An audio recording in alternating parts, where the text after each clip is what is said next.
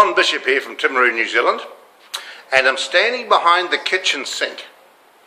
I'm at a place in Ashburton called Kitchen something. Kitchen Express. Kitchen Express, there you are. And I'm speaking to a man who owns the show. So let's have a listen and see what he's got to say. Come and see into the kitchen. Behind the kitchen sink is Russell Ellis.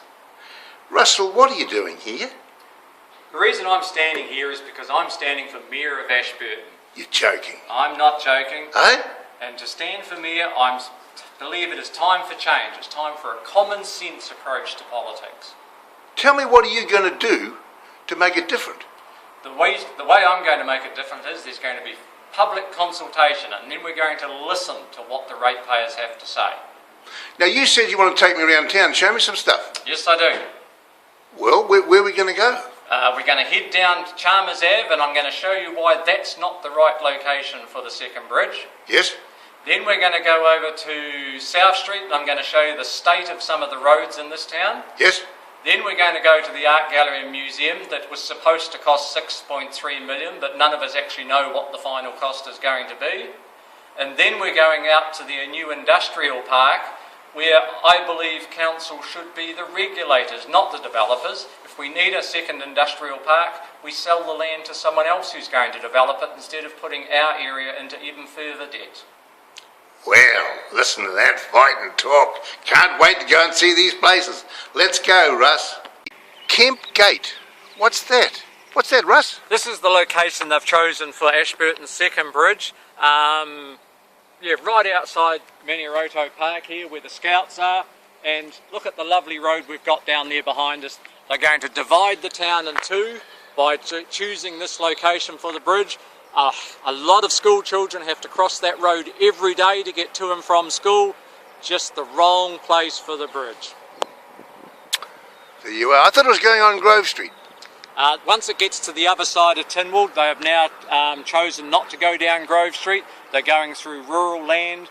They've already started buying land, even though they state that they have only got money set aside for land designation. They're actually acquiring land over there at the moment. Right, we're standing. Where are we standing? What's the name of these streets? We're on the corner of Kermode Street and West Street, and this is the state of one of our busy roads here in Ashburton. Even though we're here in town, our rural roads are equal to this. We have a lot of roads out there that need major repair.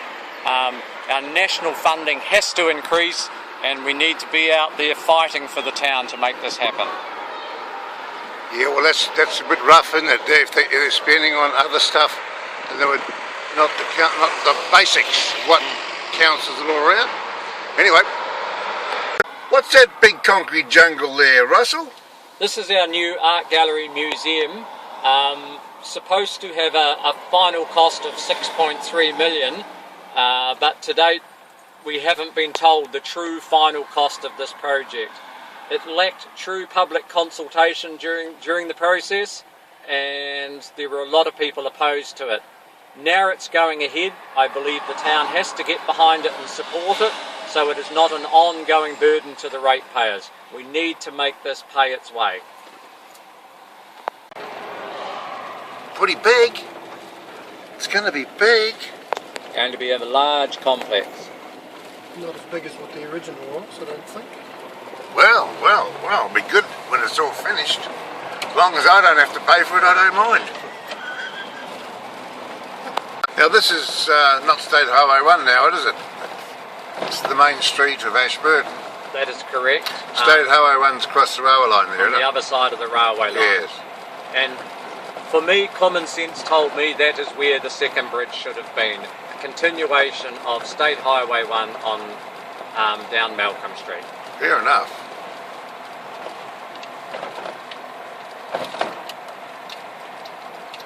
Always know Ashburton by the big clock. The clock, I feel, is an iconic symbol of Ashburton.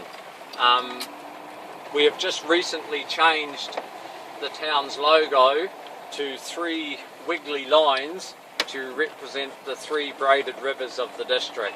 I personally was disappointed. I believe Ashburton is known by its clock. not squiggly lines. This is our existing art gallery and museum. It is a nice building, it's got a lovely facade.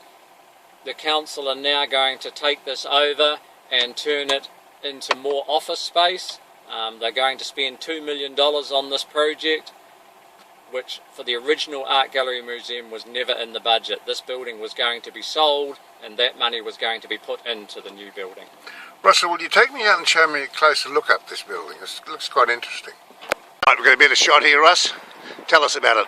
It's a lovely building. I totally understand that the museum was running out of space, especially for storage of archives, which was a real problem. But I believe we could have worked together with the community to overcome this. Just right at the moment, with the swimming pool complex that's planned, this as well as other things happening around the town, it is just blowing us out to a $70 million debt level, which I don't believe we can afford. No, I wouldn't be able to afford it anyway, I'll tell you that, Russ. Well, look at that, isn't she a beauty? That town clock. It's a fantastic thing, and it's the reason I've chosen it as my logo, I suppose, if you like. Time for change. I'm passionate about Ashburton. I believe it's got a fantastic future. There's good heart in Ashburton. The rural centres is doing exceptionally well, and it's building on the economy of the whole area. The town is very vibrant. We just need a common sense approach to the decisions that are made, and we'll be able to move ahead even further. Russ, thanks for showing us around Ashburton, and I wish you well in your bid to become the mayor. Thank you very much. It's going to be a very clean race, and I wish you well. I'm looking forward to it. What's that noise, Russ? The clock's even telling us it's time for change. Time for change, look at that!